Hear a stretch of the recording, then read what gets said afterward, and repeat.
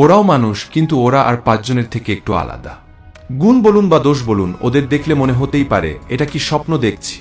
তবে আজকে এমন পাঁচজনের কথা বলবো যাদের দেখলে আপনি অবাক হয়ে যাবেন। প্রথমে শুরু করব ইয়ো জেনহুয়াকে নিয়ে। শরীরে অল্প বিস্তর লোম থাকবে, এতে আর আশ্চর্যের কি আছে? সকলেরই কম বেশি থাকে। অনেকেই অবশ্য অতিরিক্ত লোম থাকা নিয়ে সমস্যাতেও ভোগেন।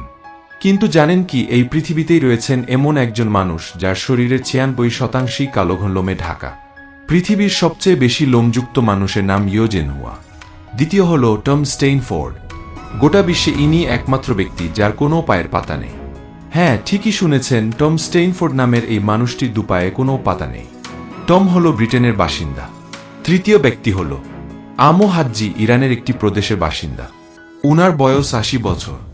বিশ্বের সবচেয়ে নোংরা মানুষ হিসেবে গণ্য করা হয়েছে তাকে, কারণ 20 বছর বয়স থেকে তিনি স্নান করা বন্ধ করে দিয়েছেন।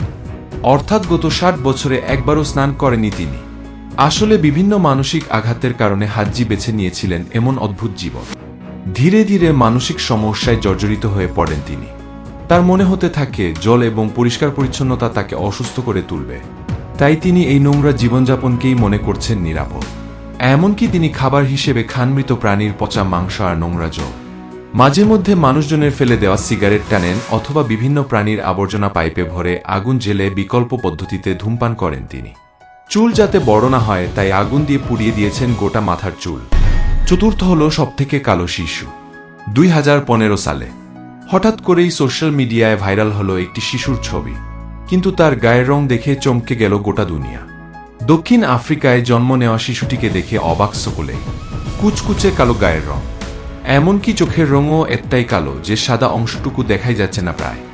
দুনিয়ার সবচেয়ে কালো শিশু। অনেকেই অবশ্য ভেবেছিলেন শিশুটি আসলে একটি কালো রঙের পুতুল। যদিও এই শিশুটি বিশ্বের সবচেয়ে কালো শিশু কিনা তা এখনও কেউ নিশ্চিত করেনি। তবে শিশুটির পরবর্তীকালে আরও বেশ কিছু ছবি প্রকাশ্যে আসে। বয়সে নিয়ম মতো চললেও তার সেই অদ্ভুত কালো রঙের রহস্যভেদ হয়নি আজও। 5 নাম্বার, ডাক্তারের কাছে গেলেই অনেক সময় তো শুনতে হয় দেখি হা করুন। স্বাভাবিক কারণেই আমরা সবাই তখন হা করে থাকি।